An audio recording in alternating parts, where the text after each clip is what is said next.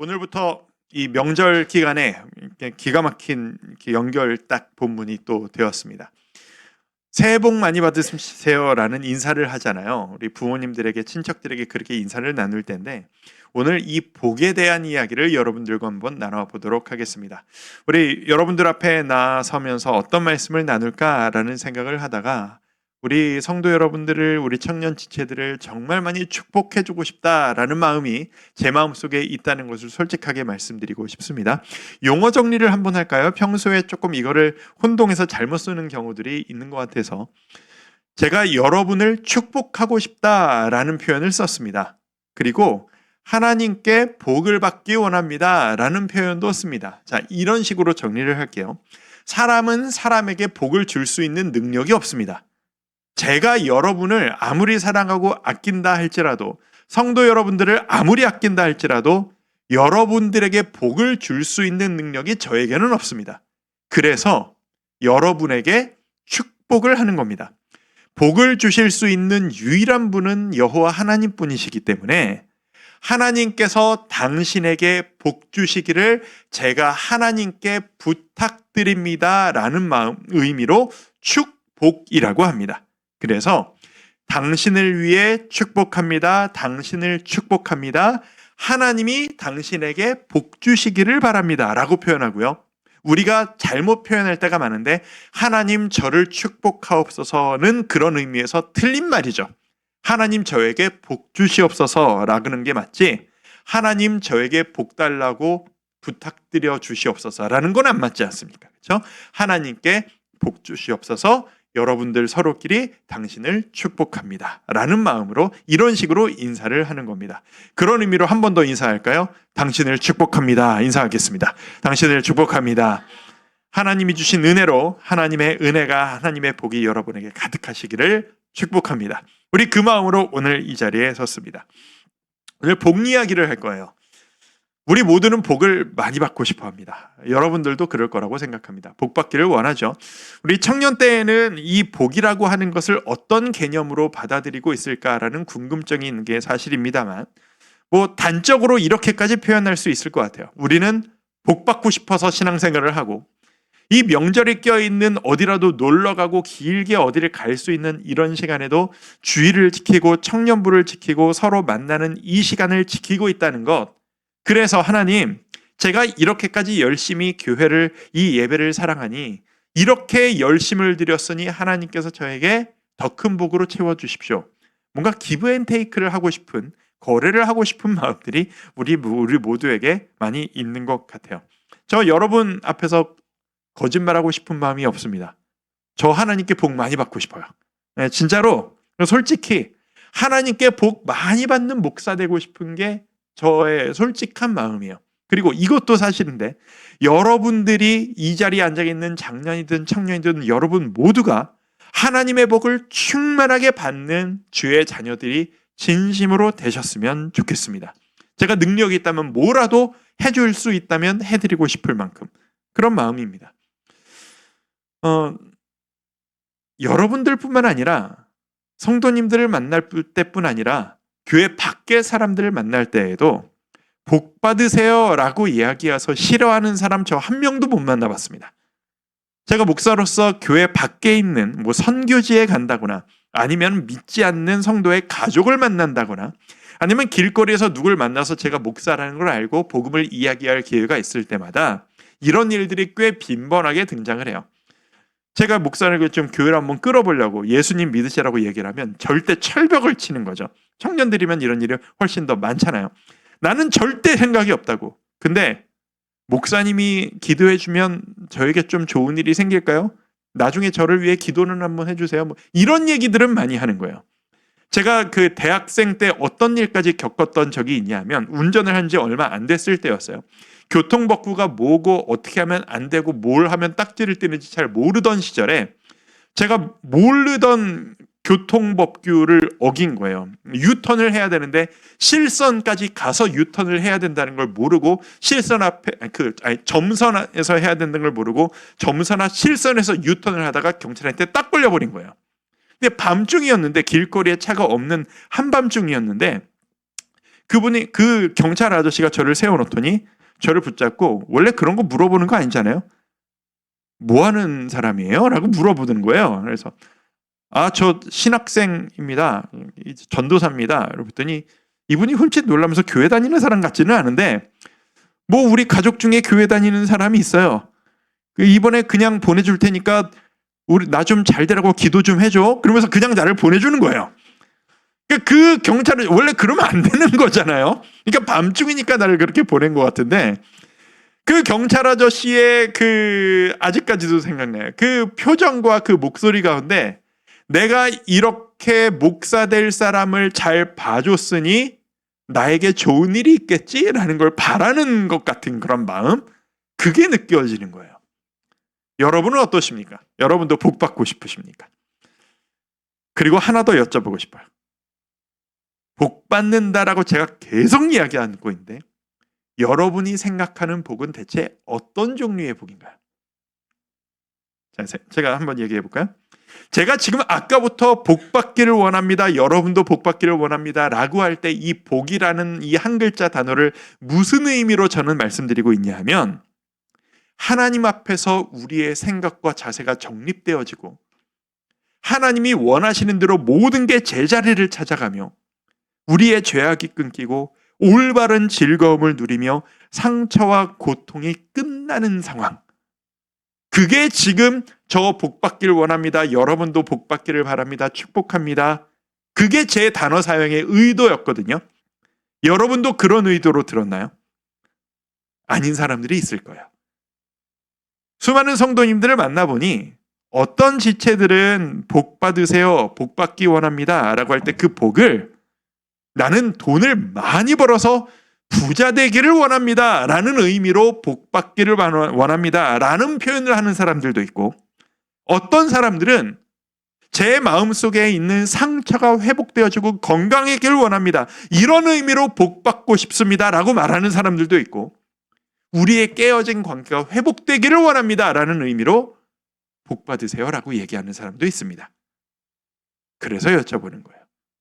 여러분은 무엇을 복이라고 이 시간 생각하고 제 이야기를 들으셨으며 여러분들끼리 축복합니다. 뭘 구하셨나요?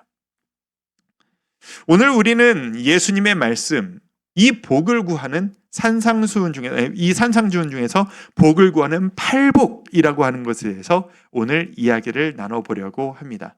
청년들 입장에서는 다소 딱딱하게 들릴 수 있는 이야기일 수 있겠으나 예수님의 가르침 중에 가장 정수라고 하는 이 산상수훈, 마태복음 5, 6, 7장의 스타트를 여는 첫 말씀이 우리에게 복을 주시겠다라고 하는 이 말씀이라고 하는 것은 엄청난 의미가 있습니다. 예수님도 우리가 복 받기를 원하시는 모양이에요. 그런 마음으로 오늘 본 말씀으로 좀 들어가 보기를 원하는데 오늘 우리 같이 한번 이렇게 이 8가지 복이 도대체 뭔지를 다시 한번 짚어서 한번 읽어보도록 하죠. 아까 읽은 본문들 중에서 팔복에 해당되는 3절부터 10절까지를 우리 자막을 보면서 내용을 자세히 보면서 한번 더 읽어볼 텐데 이런 식으로 한번 읽어볼게요. 3절을 먼저 한번 띄워봐 주시겠어요? 앞뒤로 이어지거든요.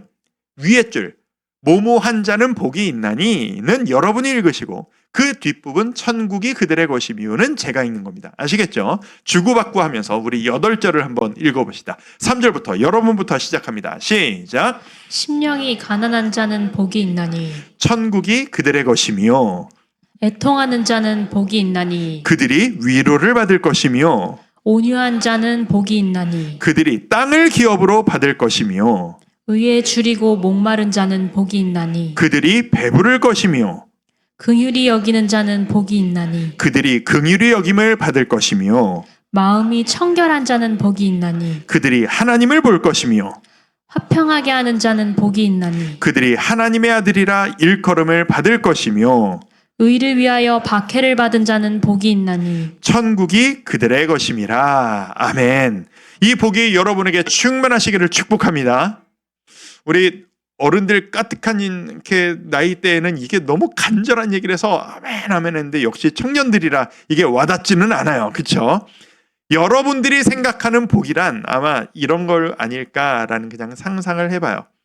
여러분의 진로가 잘 준비되기를, 내가 평생을 신뢰하고 함께할 수 있는, 사랑할 수 있는 짝을 내가 만날 수 있기를, 부모님이 걱정을 하시는 것들이 모두 다 해결될 수 있기를, 우리의 마음과 마음이 건강하기를. 이런 게 청년 시절에 많이들 생각하는 아마 주님께 구하는 복일 텐데, 제가 여러분에게 그 복을 빌어주고 싶은 거예요. 일주일 동안 이 말씀을 가지고 묵상을 하면서.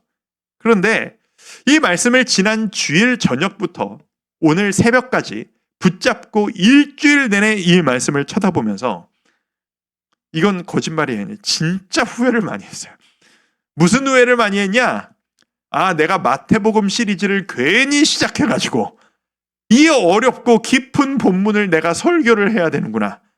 이거 어떻게 하나? 너무 어렵다라는 생각이 일주일간 저를 지배했어요. 너무 어려운 거야, 이 본문이. 설교를 하기가. 내용이 어려운 게 아니라 설교를 준비하기가 어려운 거예요. 제가 꽤 많은 자료를 찾아봤어요. 꽤 많은 책들을 찾아봤고, 우리 유명한 목사님들이 이 본문을 가지고 어떤 설교를, 유명한 목사님들은 이 팔복 가지고 한 번씩은 다 설교를 하셨거든요. 많이 찾아봤어요. 많이 들어봤어요. 그런데 제가 듣고 보기엔 모든 목사님들, 모든 신학자들마다 강조하는 포인트가 다 달라요. 신기하리 많지. 그리고 우리 삶에 이 말씀을 어떻게 적용해야 될까 강조하는 내용도 너무 다양한 거예요. 이게 뭐가 가장 중요한 거야? 라고 헷갈릴 정도로. 그리고 솔직히 이런 마음도 있었어요. 이 본문이 오늘부터 스토리가 없거든요. 그냥 설명인 거예요. 그러니까 설교가 약간, 솔직히 말해서 약간 덜 재밌기 시작하는 거예요, 이 본문이. 그래서 걱정을 좀 했죠. 야, 우리 지체들이 오늘부터 내 설교를 들으면서 좀 재미가 떨어지겠구나. 이거 어떻게 하나? 이 고민도 있으면서 이걸 어떻게 설교하지가 고민이었어요. 자, 남들이 이 본문을 어떻게 설교하고 어떻게 해석했는지는 그냥 일단 다 뒤로 밀어놓고, 여러분 앞에 서 있는 제가 이 본문을 붙잡고 가장 많이 했던 고민이 뭐냐 하면, 이게 왜 이렇게 된다고 설명해야 되지? 이게 저의 어려움이었어요. 뭘 하면 복을 주신다라는 본문처럼 보이는데, 이 전후관계, 연계관계를 어떻게 논리적으로 설명해야 되지? 납득이 될까? 이게 저에게 너무 어려운 거예요. 왜냐하면 여기에 논리가 없어요. 그냥 예수님이 이런 자에게 복이 있나니 이게 끝이에요. 예를 들어볼까요? 자, 구조를 한번 보시면 5장 3절 말씀을 한번 띄워보세요. 저 구조가 똑같이 8번이 반복이 되는 건데, 구조가 이렇게 되죠. 심령이 가난한 자는 복이 있나니 천국이 그들의 것이며, 이 문장이 둘로 나눠져요. 원문을 보면 심령이 가난한 자는 복이 있나니 에서 문장이 한번 끊기고, 접속사 헬라어 호티라는 게 들어가요. 이 호티가 뭐냐면 영어로 번역하면 because 같은 거예요. 왜냐하면 이런 얘기죠. 그러니까 저 본문의 구조를 해석하면 이런 거예요. 다음 자막 보여주시면 돼요. 아니 5장 3절 해석. 그렇죠. 감사해요. 자, 이런 거예요. 심령이 가난한 자는 복이 있다 라고 한번 끊고, 왜냐하면 그 복을 받았다는 게 왜 복이 있는 거냐 하면 천국이 그들의 것이기 때문이다. 이런 식의 설명인 거예요. 뭔지 아시겠어요? 뒤 문장은 수식이에요. 떨어지는 거예요. 앞에 문장이 본질이에요. 심령이 가난한 자는 복이 있다. 애통하는 자는 복이 있다. 온유한 자는 복이 있다. 그게 끝이에요.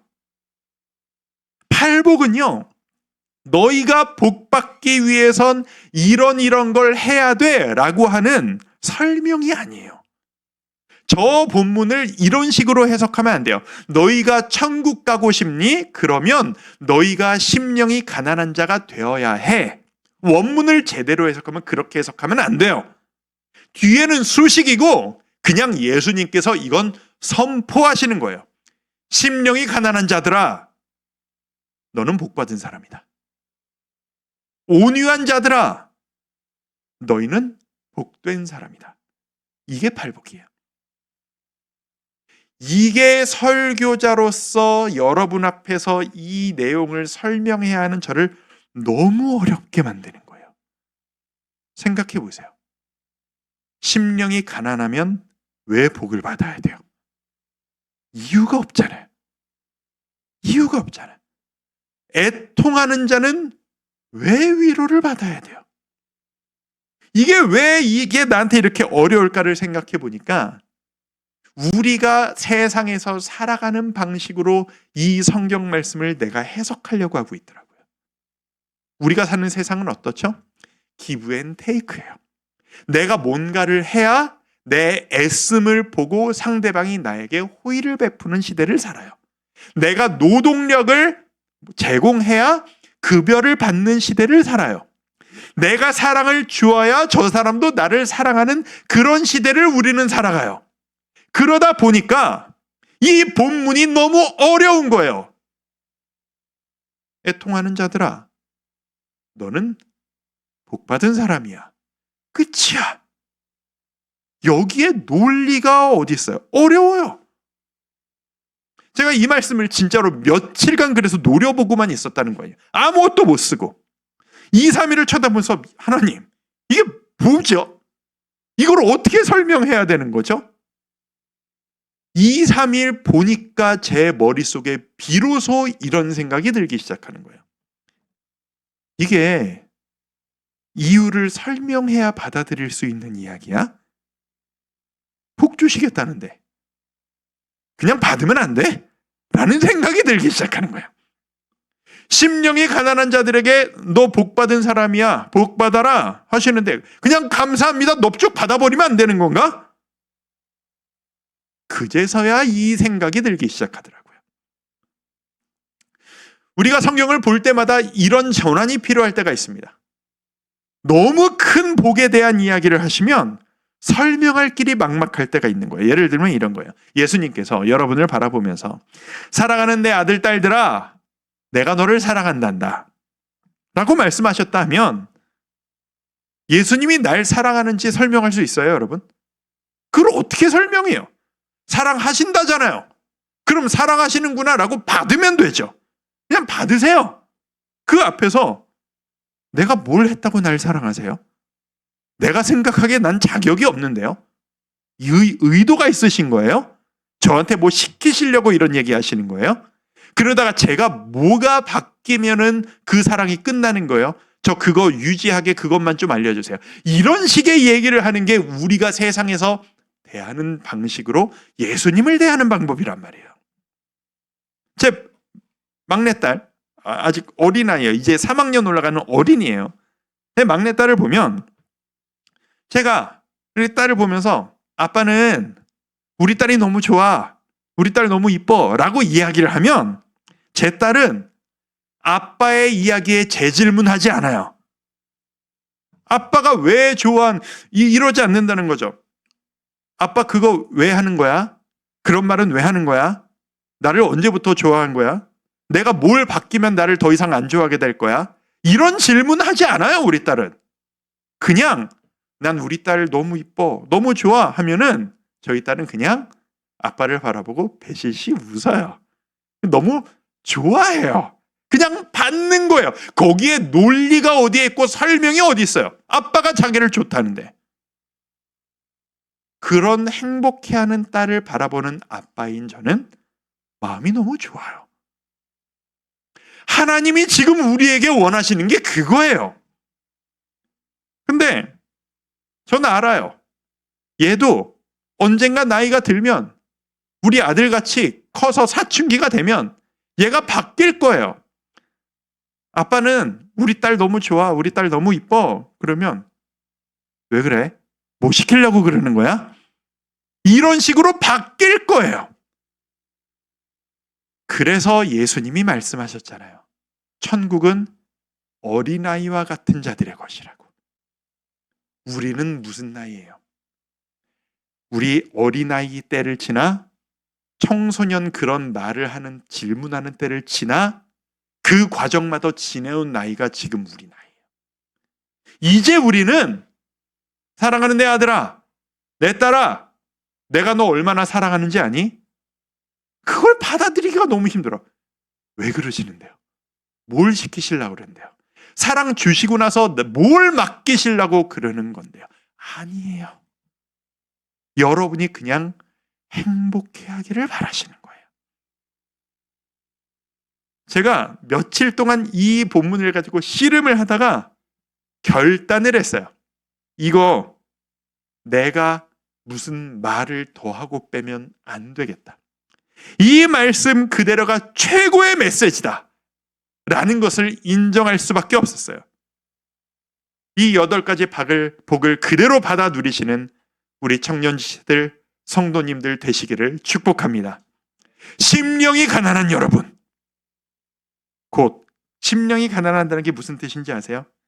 내가 하나님 앞에서 얼마나 무능력하고 할 수 있는 게 없다라는 것을 인정해버리는 여러분, 여러분은 이미 복받은 자들이세요.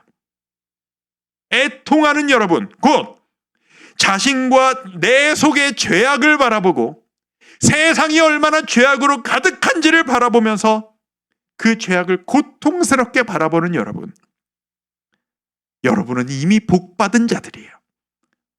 온유한 여러분, 여러분의 본성을 거슬러 겸손하고 부드럽게 하나님의 뜻에 내 뜻을 굴복시키려고 그렇게 노력하며 살아가고 있는 여러분, 여러분은 이미 하나님의 복을 받은 자들이에요.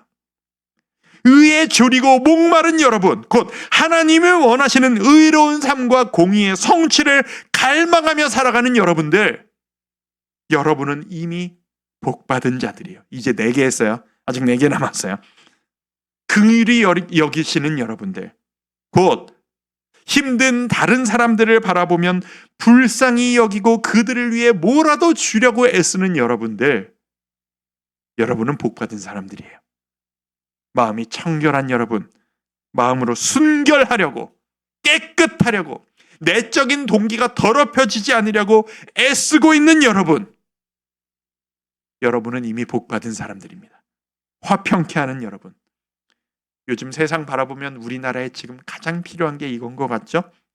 다툼과 분열과 서로 깎아내기를 피하고 화해와 평화와 용납을 실천하려 애쓰는 여러분, 여러분들은 이미 주님께 복받은 사람들이에요. 마지막으로 의를 위하여 박해를 받은 여러분, 여러분의 믿음을 숨기지 않고 드러내려다가 세상에서 친구들에게, 학교에서, 직장에서 고난과 핍박과 핀잔을 받으신 여러분, 여러분은 이미 하나님이 주신 복을 받은 사람들입니다.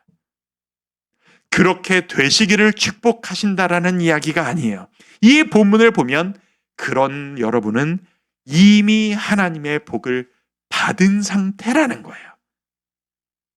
이게 오늘 여러분께 드리고 싶은 성경 그대로의 메시지이고, 여기에 더해서도 안 되고 빼서도 안 돼요.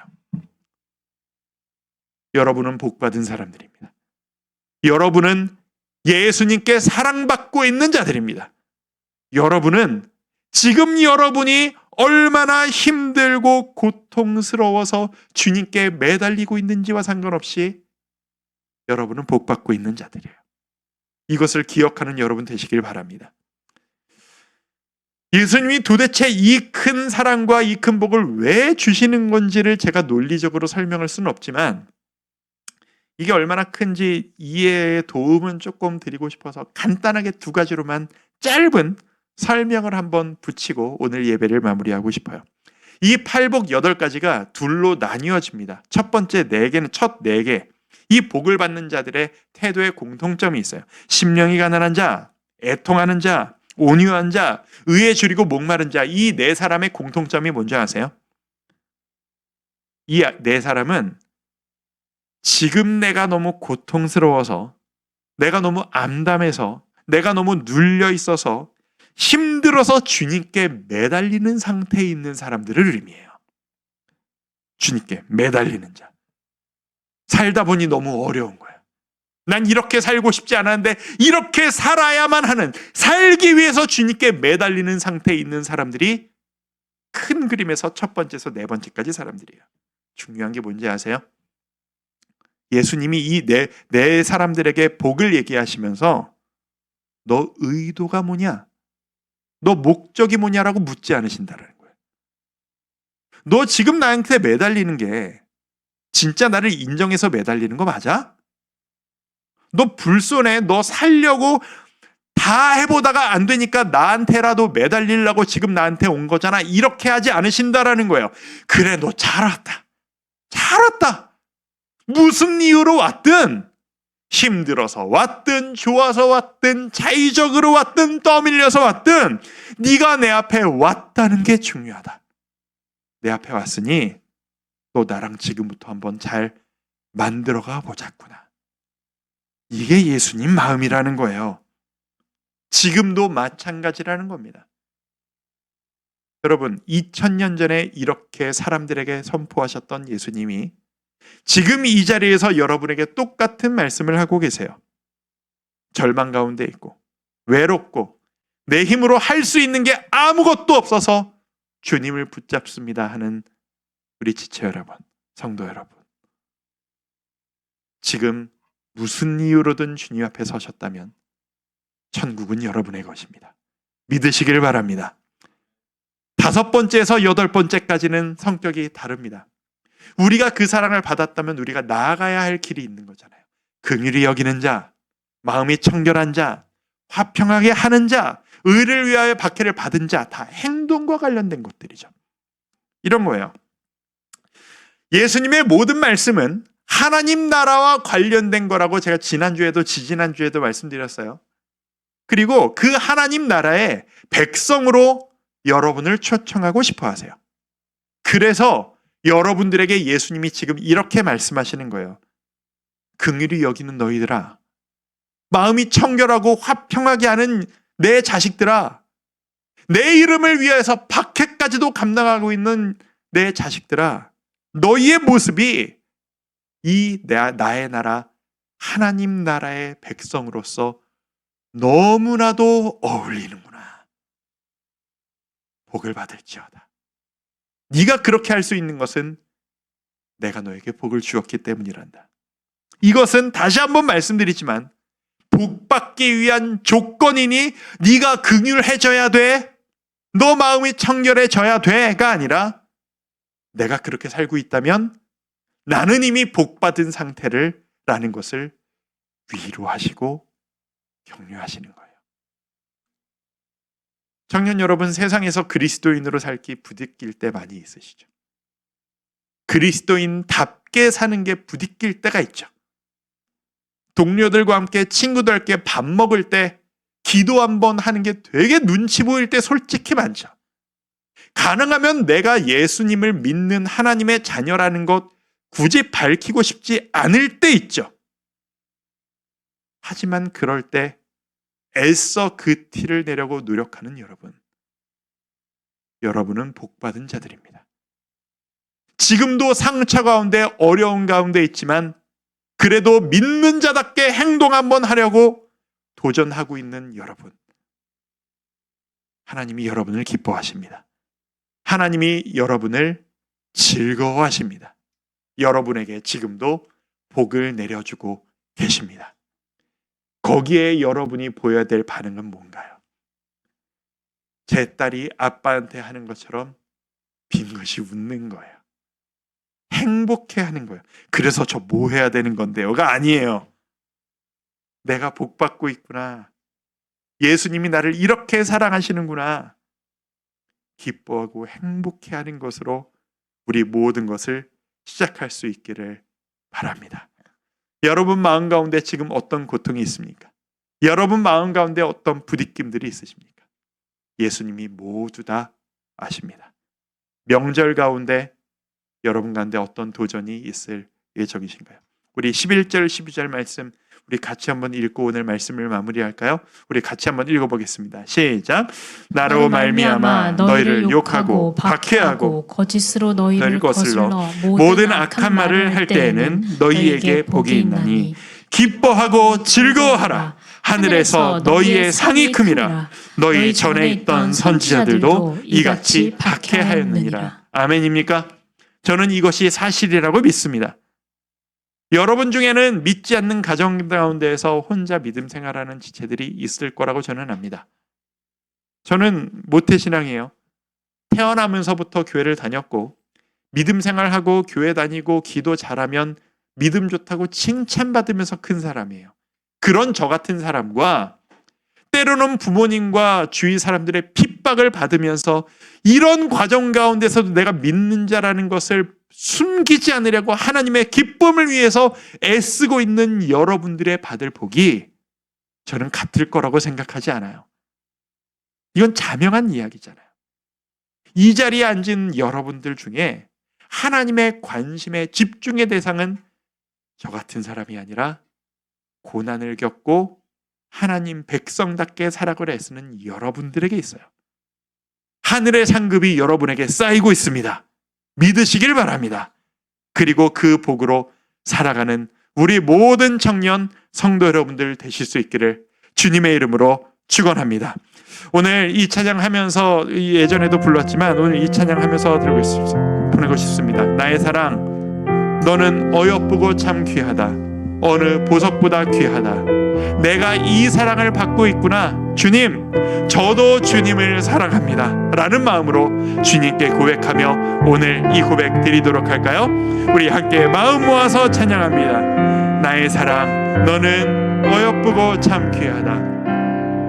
주님의 심정을 헤아리며 찬양합니다. 나의 사랑, 너는 어여쁘고 참 귀하다. 어느 보석보다 귀하다. 보석보다 귀하다. 내가 사랑스럽지 않을 때 너를 온전히 사랑하고 너와 함께하려 내가 이것을 믿으십니까? 주의 사랑, 주의 사랑. 이 사랑은 결코 변치 않아. 모든 계절 돌보시네. 계절 돌보시네. 푸른 마르고 꽃은 시드나 주의 말씀은 진실. 실수가 없으신 주를 말하라. 주님의 나라와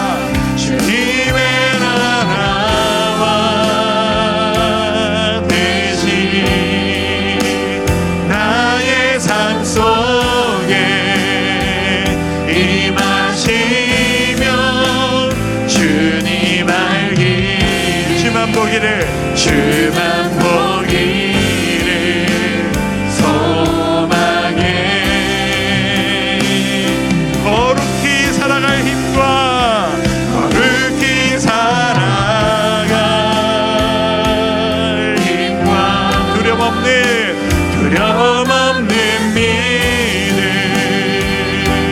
주신 나의 하나님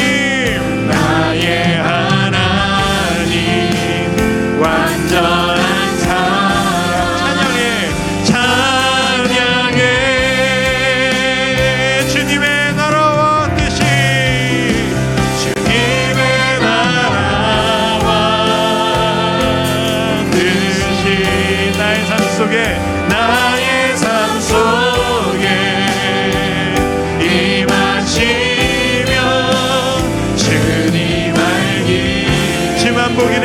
주만 보기를 소망해. 거룩히 살아갈 힘과 거룩히 살아갈 힘과 두려움 없는 믿음 주신 나의 하나님 완전한 사랑. 찬양해. 이 시간 한번 기도합시다. 기도하며 나아갈 때 우리 어린아이가 되기를 바라는 마음으로 주님께 기도합시다. 주님, 저를 사랑하신다고요? 그 사실을 행복함으로 받아들이는 우리가 되었으면 좋겠습니다. 주님, 저 사랑해 주셔서 너무 감사해요. 저를 복되다 해주셔서 감사해요. 제가 생각하기엔 제가 아무것도 아닌 너무 약하고 악한 사람인데 이런 저를 사랑해 주시고 나한텐 네가 최고야, 복 주신 다음에 약속해 주시니 너무 감사합니다. 주님, 주님의 사랑 받아들이고 주님의 아들 딸답게 웃으며 일어서기를 원합니다. 복 내려 주시옵소서. 우리 같이 한번 기도하며 나갑니다. 기도하겠습니다. 아버지 하나님, 우리에게 주의 은혜 주시길 원합니다. 이미 은혜 주신 주님을 즐거워할 수 있기를 원합니다. 나를 사랑하시는 주님 앞에 어린아이가 아버의 사랑을 받고 행복해하듯 우리도 주님 앞에서 왜 저를 사랑하십니까? 이유가 뭡니까? 무엇을 해야 되겠습니까? 따지고 계산하고 하나님 앞에 계산하기 전에 정말 주님의 사랑을 감사하고 기뻐하며 즐거워하는 그런 제가 될 수 있기를 소망합니다. 주님, 우리 청년 지체들이, 우리 성도들이 세상에서 살아가다가 주님의 사랑마저도 내가 사람들을 대하는 받아들일 때가 얼마나 많은지 모르겠습니다. 주님, 우리가 어린아이와 같이 주의 말씀 바라보며 주의 심령 바라보며 하나님 앞에 나아가기를 원합니다. 이 연약한 우리들을 주여 붙잡아 주셔서 아버지 하나님, 우리에게 주의 사랑, 주의 은혜 허락하여 주시옵소서. 이끌어 주시기를 소망합니다. 우리 한 번 더 기도할 때, 한 번 더 기도하며 나아갑니다. 기도할 때 우리 가족을 위해 한번 축복하며 기도합시다. 여러분들에게는 와닿지 않는 기도 제목일 수 있어요, 청년들에게는. 하지만 이것이 여러분의 앞으로 인생에 너무나도 중요한 기도 제목이 됩니다. 주님, 우리 엄마 아빠 불쌍히 여겨 주시옵소서. 우리 부모님 불쌍히 여겨 주시옵소서. 우리 장년 성도님들 계시다면 우리 부모님, 내 자식 불쌍히 여겨 주옵소서.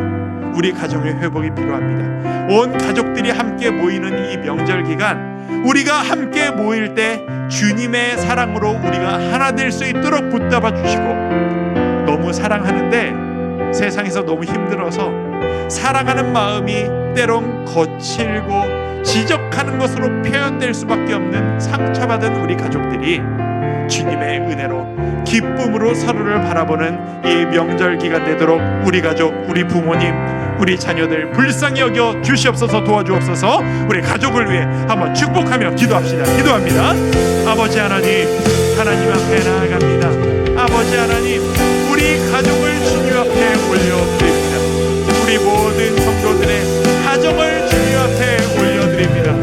아버지 하나님 앞에 드리오니, 아버지께 맡겨드리오니, 사랑하지만 상처가 있고 사랑하지만 사랑을 표현하지 못하는 우리 모든 가족들 가운데 하나님의 은혜와 아버지의 돌보심과 정말 있는 순수하게 선물을 받아들이며 기뻐할 수 있는 그 기쁨이 우리 모든 지체들과 성도들의 가정 가운데, 부모 자식들 가운데, 형제 자매들 가운데, 서로 사랑하는 모든 가족들 가운데 기쁨으로 회복되어지도록 이끌어 주시기를 원합니다. 주여, 우리에게 그 은혜 허락하여 주시옵소서. 이 시간 우리 모든 성도님들과 지체들의 마음 가운데 있는 그 응어리들과 쓴뿌리들을 주여 해소시켜 주시고, 아버지 하나님, 우리가 가지고 있는 이 모든 두려움들이 하나님 회복될 수 있도록 주여 이끌어 주시고 회복시켜 주시옵소서. 도와주시길 원합니다. 아버지 하나님, 우리가 주님의 사랑을 받을 때 참 그렇습니다. 우리가 어린아이 같지 못해서 우리가 세상을 대하듯, 우리가 서로 인간들끼리 사랑하듯 내가 너를 사랑한단다, 너는 이미 내가 복준 나의 사랑하는 자녀란다 라고 말씀하실 때 그것을 가지고 고민하고 궁리하고 앉아있는 우리들의 모습을 우리가 발견합니다. 그런 우리를 바라보며 하나님 얼마나 답답하셨습니까? 얼마나 안타까우셨습니까? 주님 앞에서만큼은 어린아이의 모습을 회복하는 우리가 되기를 원합니다. 주님이 사랑한다 하실 때 주님 사랑해 주셔서 너무 행복합니다 반응을 보이고, 내가 너에게 복 주었단다, 너는 내 사랑하는 복된 백성이란다 말씀하실 때 저는 주님의 사랑이, 주님의 복이 너무나도 행복합니다. 기뻐하며 행복해할 수 있는 그런 모습 주님께 보여드리기 원합니다. 주여, 우리를 그렇게 변함없이 사랑해 주실 것이라 믿습니다. 우리가 하나님 나라의 백성답게, 하나님 나라의 지체답게, 아버지의 아들 딸답게, 마치 우리 딸이 아빠를 바라보며 밝게 웃으며 행복해하는 것처럼 우리도 주님 얼굴 바라보며 행복하기를 원하오니 우리에게 그 심정 허락하여 주시옵소서. 우리를 어린아이 같이 회복시켜 주시옵소서. 지금은 우리를 구원하신 예수 그리스도의 은혜와 하나님 아버지의 담없는 사랑과 성령 하나님의 감동과 교통하심의 역사가 이 시간 주님의 사랑 앞에 어린아이같이 반응하기를 원하는 모든 주의 자녀들 머리 위에 지금부터 영원토록 함께 하시기를 간절히 축원하옵나이다. 아멘.